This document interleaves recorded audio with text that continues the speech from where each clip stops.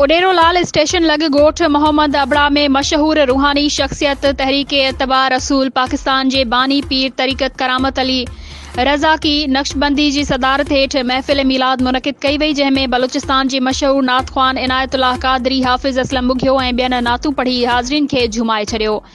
मीलाद शरीफ़ में वॾे अंग में आशिक़ाने रसूल शिरकत कई। मेज़बानी जा फ़राइज़ साहिबज़ादा अनीस अज़ीमी अदा कया।